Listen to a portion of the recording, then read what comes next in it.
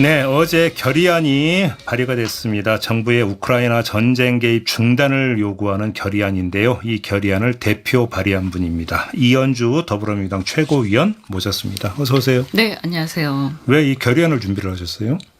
네, 지금이 되게 중요한 시기잖아요.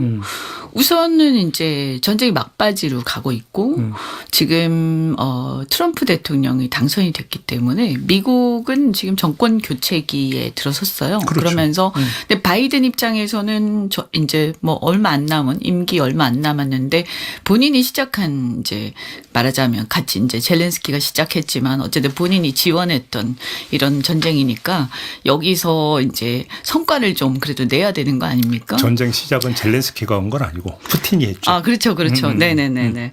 이제 푸틴이 이제 해서 그걸 이제 응해가지고 그렇죠. 그래도 맞상대를 한 거잖아요. 그래서 이제 지원도 하고 이렇게 했기 때문에 여기서 어떻든 간에 최대한 어떤 이 영토 손실이라든가 이런 것들이 없어야 되는데 이 상태로 휴전이 되면 어쨌든 불가피하게 뭔가를 내줄 수밖에 없는 상황도 있을 수 있기 때문에 여기서는 이제 급하죠. 그러니까 더 치열해지는 거예요. 가장 이제 우려하시는 건 살상용 무기 지원하는 거 아니에요? 이걸 좀 제일 그렇죠. 우려하시는 근데 거죠. 이제 문제는 뭐냐면 거기서 우리가 이제 일단 규탄을 하죠. 저희는 이제 어제 결의안 첫 번째 나오는 얘기는 뭐냐면 러시아와 북한을 규탄해. 당연하죠. 그것은. 북한이 또 파병을 왜 합니까? 국제법 위반이라고 보거든요. 근데 문제는 뭐냐 하면 여기에 우리가 뭐 규탄하고 이런 걸 넘어서서 개입을 할 거냐 하는 거죠. 그러니까요. 그렇게 되면 전쟁이 확대가 되고 상대가 이제 러시아와 북한이 되는 거잖아요. 근데 문제는 우리가 북한하고 대치 중이고 그다음에 러시아는 우리하고 거의 사실상 바로 국경 바로 근처에 있는 상황이기 때문에 극동에 있는 나라 아닙니까? 그러다 보면 이 러시아가 이번 핵교리를 또 수정을 했잖아요. 그래서 비핵 국가에도 자기들이 핵 쓸 수 있다. 그러면 적국에 쓰겠다는 얘기인데 거기에는 우크라이나도 해당이지만 우리가 참전하게 되면 우리도 해당이 되는 거예요. 뭐 그게 뭐 쉽게 쓰는 건 아니지만 상당히 위험하기 때문에 남북한 대리전이 우크라이나에서 벌어질 수도 있고 그 불똥이 한반도에 튈 수 있기 때문에 경제에도 엄청난 악영을 미친다. 지금 현재 미치고 있다 이미. 이런 상황들이. 근데 지금 우크라이나 사절단이 지금 그 방한을 했잖아요. 네. 뭘 요구했는지 혹시 파악하셨어요? 무기 지원을 요구를 했을 겁니다. 아마. 네, 그렇게 또 알려져 있고요.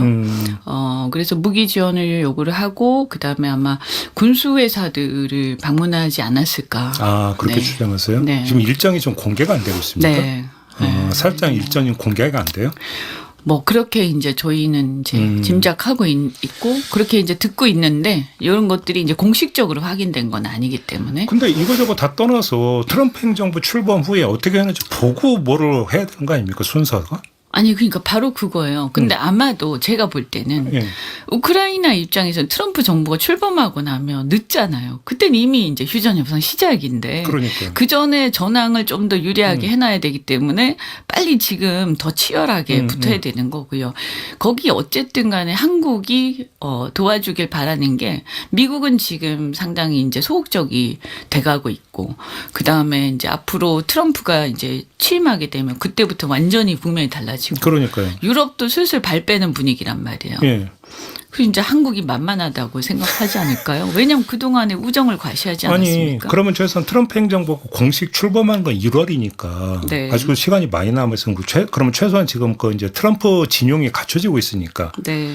어떻게든지 간에 한 라인을 열어가지고 트럼프 쪽에 지금 그 입장이 뭔지 파악하고 조율을 물밑에서라도 해야 되는 거 아닙니까? 정부 그렇죠. 입장에서는. 당연히 새로운 정부하고 조율해야 되는 거죠. 어떻게 진행되고 있는지 혹시 뭔가 파악되신 내용은 없어요? 제가 듣기로는 굉장히 선을 닿기 위해서 노력 중이다. 그런데 8월 말인가요? 그때 트럼프 주니어 지금의 실세죠. 그 장남이라는. 네. 예. 그분이 한국에 왔었어요. 그래서 그때 이제 모 교회에서 이제 간증도 하시고 굉장히 독실한 기독교 신자라고 개신교 신자라고 하더라고요. 그래서 그때 이제 윤석열 대통령 만나기 위해서 상당히 기다리고 했다. 네. 근데 못 만났어요? 네, 안 만난 모양이에요. 네. 안 만났다고? 기다리다가 못 만나고 갔다 오고 그러더라고요. 제가 듣기로는. 8월에? 네, 8월 말 정도. 네. 아니 보도도 나와 있어요. 트럼프와 만나면 골프 칠지 몰라서 골프 연습도 했다라는 거죠. 그러니까 말이 안 된다고 저는 생각해요. 아니면 이제 트럼프 그 당시에 좀 정보가 불균형하게 입수가 됐거나 보고를 잘못 받았으면 당연하게 해리스가 될 거기 때문에 트럼프 뭐 장남 만날 필요가 없다 이렇게 생각했는지 모르지만 그러면 안 되죠. 그러면 골프 칠 일은 없고. 네, 그 말 앞뒤가 안 맞는 근데 얘기예요. 잠깐만요. 다시 한번 그 트럼프 주니어가 만나고 싶어 했는데 윤석열 대통령이 안 만났다는 건 팩트입니까? 확인된 겁니까? 예, 제가 그 관계된 분한테 들은 얘기예요. 그래요? 네.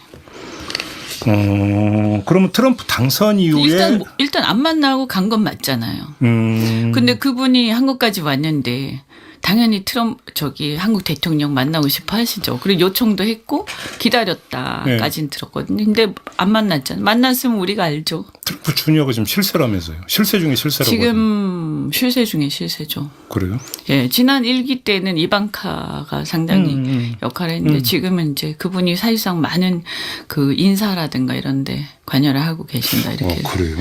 그래서 거기다가 이번에 마이클 월츠라고 미국의 그 안보부 장관으로 내정된 분, 이분이 최근에 이제 이 우크라이나 전쟁에 북한의 파병에 대해서 또 비판을 하면서 동시에 한국이 이제 여기 무기 지원하거나 이렇게 개입할 경우 이게 확전될 우려에 대해서 표시를 하셨어요. 네네네.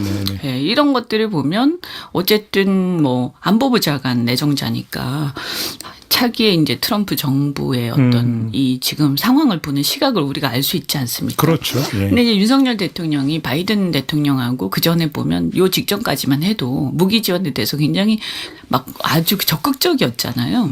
그래서 저희가 그 결의안 낸 거죠. 이러다가 정부가 섣부른 결정을 해서 만약에 우리가 개입하고 이 전쟁이 확전되고 지금 미국의 흐름은 지금 거꾸로 가고 있는데 이러다가 우리가 경제도 또 안보도 또 미국하고의 관계도 러시아하고의 관계도 전부 나빠져가지고 고립될 수 있다.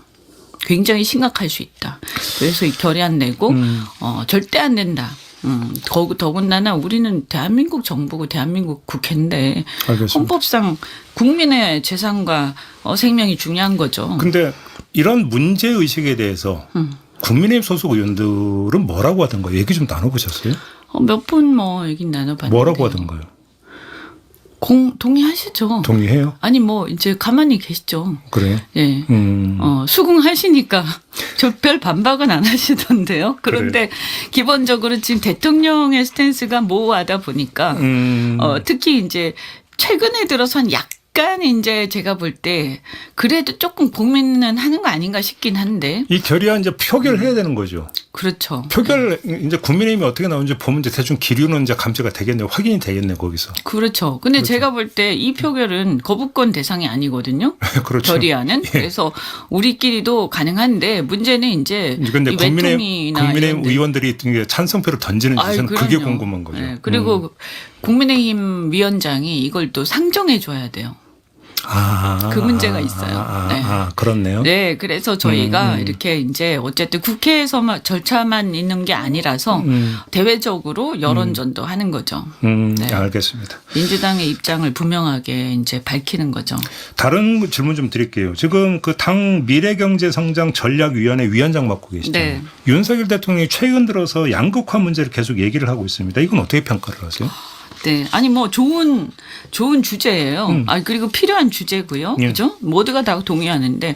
근데 이분이 얘기하시니까 되게 이상해요. 아니, 이때까지. 아니, 대통령이 얘기할 수 있죠, 뭘. 네. 아니, 그런데. 예. 지금 이제 하반기 국정기조가 양극화 타개라는 거잖아요. 그런데 전반기에 이분이 양극화 타개와 정반대 방향으로 열심히 달리셨거든요. 예를 들면. 그러니까 일단 첫째 조세 정책만 보더라도 일단 지금 양극화의 가장 우리나라에 심각하면 내수가 지금 마르고 있는 거 아닙니까? 특히 밑바닥 경제가요. 그러면 이 이 유동성을 좀 이렇게 많이, 그러니까 국민들이 소비를 할 만한 유동성이 풍부하지 못하면 정부라도 재정 지출을 해야 되는데 이 정부가 재정 지출을 하려면 너무 감세를 하는 게 꼭 바람직한 건 아니거든요. 그렇다고 해서 우리가 지금 증세할 수 있는 상황은 아니죠. 경제 안 좋으니까. 하지만 있던 거를 굳이 너무 감세할 필요는 없는데, 그리고 감세를 하더라도 서민들한테 집중해야 되는데, 중산층한테요. 근데 근로자들, 우리나라 같은 경우 지금 근로자들, 중산층 근로자들 같은 경우에는 지금 오랫동안 과세 구간에 보면 우리 과세 구간에 보면 뭐 8천만 원 이렇게 쭉 1억 예. 몇 천만 원 있잖아요. 있잖아요. 이게 물가가 계속 올랐는데도 이게 조정이 안 됐어요. 근데 이거는 사실 조정해야 되는데 근데 이제 고액 상속세 이런 것만 지금 조정하겠다고 나오잖아요. 이제 부자 감세만 하고 있다. 네, 그래서 감세를 그럼 하려면 그러면 중산층한테도 해서 유용성을 높이든가, 돈을 쓰는 건 중산층들이 써야 되는 건데, 그다음에 더 중요한 게 재정이 국민들이 돈이 없어서 소비를 못하면 이럴 때는 정부라도 지출을 해야 되거든요. 근데 건전재정 도구마에 빠져가지고 돈을 안 써요. 그러니까 국민은 돈이 없어서 돈을 못 쓰고 정부는 돈을 안 쓰고. 말따로 정책자로다 이 말씀이시네요. 그래서 지금 돈이 없으니까 마르고 있는 거고, 또 하나가 지금 수출이 좀 이따 좀 늘어난다고 뭐 지난번에 정부는 막 얘기하지만 그 수출 그럼 이상하다. 왜 수출이 우리가 잘 되고 있다고 하는데도 이렇게 우리는 가난해지는 거지? 그거 왜냐? 국내로 소득이 귀속되지 않기 때문이거든요. 그럼 왜 국내로 소득이 귀속되지 않냐? 기억하실런지 모르겠는데 바이든 대통령 때요. 대통령께서 대기업들 쫙 이끌고 미국에 투자하라고 그랬잖아요.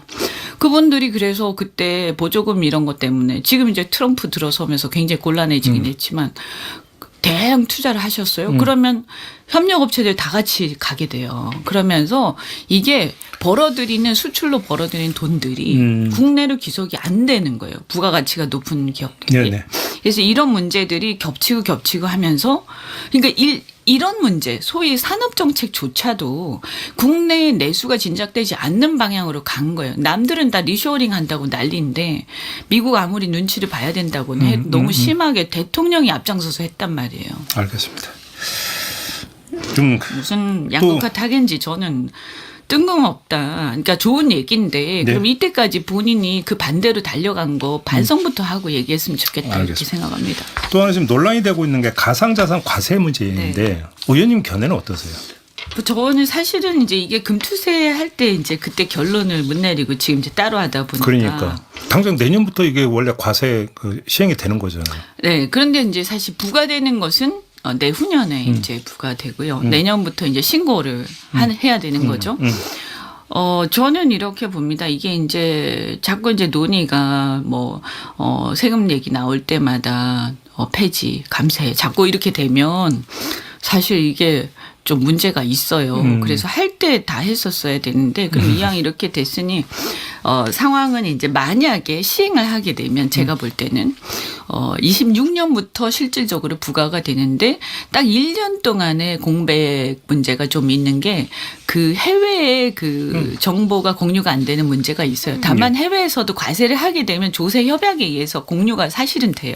그래서 아주 일부 그런 문제가 있는데 이런 문제들은 저는 그 손실액 2월 공제를 하게 되면 어느 정도는 이게 좀 이렇게 완화가 된다. 일단 시행을 하고.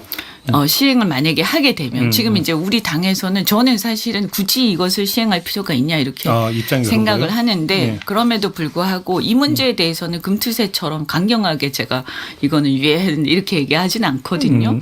그래서 이거는 만약에 당에서 정책적으로 시행해야 된다라고 한다면 저는 손실액 2월 공제를 해야 된다라고 생각하는 거죠. 그러면 마지막으로 짧게 최고위원회의에서 이 문제 혹시 논의된 적은 있어요? 아직까지는 본격적으로 깊이 논의된 적은 없습니다. 아, 그래요? 근데 말씀드린 것처럼 이런 얘기들이 나왔죠. 이제 캅스 그러니까 그 정보 공유 문제가 어떻게 언제부터 되느냐. 그다음에 이 손실액 왜냐하면 이게 자산을 거래를 해서 생기는 소득은 손실이 이제 이득이 나면 소득세를 내지만 손실이 났을 때 그거를 공제를 해줘야 되는 거잖아요. 근데 이제 그 부분에 대해서 이 국민의힘이 문제가 뭐냐면 전혀 세부적인 문제들의 이 세법의 문제에 대해서 전혀 검토를 안 한 것 같아요. 그래서 뭐 폐지 유예는 자꾸 얘기하는데 그러면 이 법안에 어떤 문제가 있는지에 대해서 이걸 그럼 개정을 하더라도 어떻게 개정해서 시행을 할 수 있는지에 대해서 전혀 얘기가 없어요. 손실의 2월 공제는 되게 중요한 문제라고 저는 생각하거든요. 알겠습니다. 여쭤볼 게 많은데 시간이 다 돼서 오늘은 여기까지만 진행을 하고 나중에 다시 한번 인터뷰 기억하시죠? 네, 마무리하겠습니다. 이현주 더불어민주당 최고위원과 함께했습니다.